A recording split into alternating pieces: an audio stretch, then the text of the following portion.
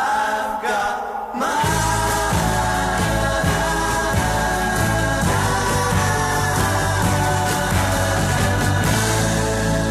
is The Fortunes with You've Got Your Troubles. You're listening to BBC Wiltshire. Good afternoon. I'm Marie Lennon. I'm with you until 4 o'clock today. And yesterday, if you were listening, you would have heard from the actress Saran Jones. Lovely Saran Jones. She told me what she normally does when one of her new TV shows is released to the world. Have a listen to this. Usually I like to go on holiday when my programmes come out, just for the first week. Just because it's exciting, you know, you've worked really hard with a team. Well, my next guest did something quite similar. CJ Morrow from Swindon released her third novel, then went away on holiday, and then when she got back, her book was quickly climbing up the Kindle charts. CJ Morrow, thank you very much for coming in. We should mention what C and J stand for as well. My first name is Christine. OK, well, welcome to the programme. And your new book, the third book you've released, Blame It on the Onesie. I have to start by asking you about the title. So why a onesie? Because the main character wears a onesie quite a lot of the time, and it often causes problems. And it's a very specific kind of onesie, isn't it? It's a Kermit the Frog onesie, so it's green and it's fleecy and it's froggy. I think if you were going to go for any kind, that's the one to go for. So I'm really pleased that you're in, because the book sounds great, and as we've mentioned, it's been doing really well. Yep, it's I published it on the 27th of June, and at the end of August, 2 months, and it was in the top 100. What does that feel like for you as an author? Amazing and astonishing and surprising. I just don't know why. I'm an indie author, so I don't have a big publishing house behind me. I don't have a budget for marketing. I don't have any of that. It's just taken on a life of its own. Wow. And have you interacted much with the readers, the people that have been buying it and enjoying it? Yeah, lots of readers have left reviews, but a lot have actually emailed me and told me how much they have enjoyed it and how relatable it is. There's a lot of work situations in there, and I think it's that more than anything that people relate to. Well, tell me about the main character then. We know that she has a green Kermit the Frog onesie. What else do we need to know about her? Well, she's had a bit of a tough time at work. Her mother's died at the beginning, and so she's had quite a bit of time off work, and when she's come back to work, she's been overlooked for a promotion, so she's feeling a little bit resentful, and the person that's taken over the job that she thought was rightfully hers is quite curious. Okay. It brings in lots of creative initiatives, and well, it doesn't go down that well, really. And I know that wine features quite a lot as well. Well, as with lots of people, you know, there is a little bit of sorrow drowning. It's not excessive, but, you know, the odd glass. OK, and this is your first novel going into the genre of romantic comedy, a rom-com. Is that something you've always wanted to do, to explore that genre? I suppose so. You know, I read the odd rom-com and enjoy them, and I think we all enjoy Bridget Jones and so on. And my first two novels were heavier, and so I thought I'd like to write something lightweight and fun. Yeah. And how long have you been writing? I mean, how long have you been able to say and quite proudly say, I'm an author?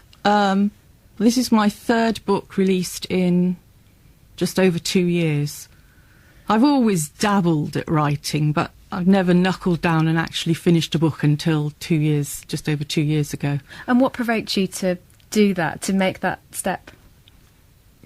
Impetus. I just thought I need to do it now, and my family were very, very supportive. It just sort of circumstances, really. I just sat down and did it. My daughter is excellent at plotting, and she encouraged me, so it makes all the difference. And it's a good time to be an independent author. It is, because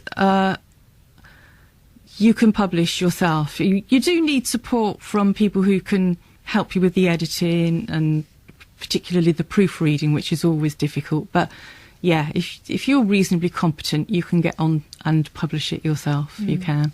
I've been reading your blog, and it's really clear, especially from looking at, you know, this book and your other two novels, that you find everyday life magical in its own way. Yes. Tell me about that. Yeah, I think you see strange little coincidences and things going on in real life all the time, and I do like to sit and I do like to watch. And I think if people watching, a lot of people love people watching. And there's nothing better than sitting in a cafe or something. And I've had actual people who've read my book who've said that it's made them look at people, especially the first ones. They've looked at people they work with and thought, well, that could be you. You could have a bit of magic in you. It's just, you know, I think we all like a little bit of escapism, really.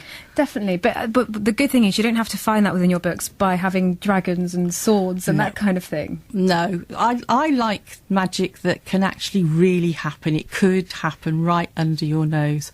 I'm not a lover of the swords and sorcery, and I don't like spells and wands and... No. It's the real stuff, the stuff that really could happen, and the strange coincidences. Yeah.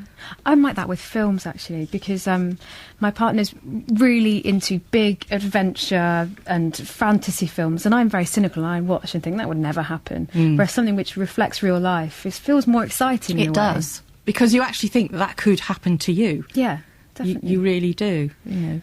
Well, this is your third novel. As I say, it's called Blame It on the Onesie. I will ask, because I'm going to ask all our listeners, do you have a onesie? Yes, I do. Good, proud? Proud of your onesie? I don't know that I'd say I'm proud of it, but it's not a Kermit the Frog one. It's just a blue one with spots on, and I only wear it when it's really, really cold. That is the best way, yeah. I think. Well, this is available now. I've got a hard copy in front of me. So how can we get hold of it? It's on Amazon. It's both in soft copy, Kindle book, which is 99p. It's also on iTunes or iBooks and Kobo, and it's also on Amazon as a hard copy as well, as a paperback. Yeah. And you've done 3 novels in 2 years. Yeah. That's quite busy. Have you got another one on the go? Are you taking a bit of a break? I have. I've started another one, and I anticipate that will be out next May, June time, and that will also be a romantic comedy. Okay. Yeah, and I just write in the evenings after work. Is there an ideal place that you write? Have you got an ideal scenario that helps you to write? I have got an office at home, upstairs, a bedroom, and peace and quiet is what, you know, makes it easy for me to just slip into my own little world and write away. Perfect. What a great idea. Thank you very much for coming in, Chris. Thank you. It's really nice to meet you. And the book is available now in all of those places. For a hard copy and a digital copy, you can go to Amazon. But I think if you just search Blame It on the Onesie, that's the only book you're going to find with that title.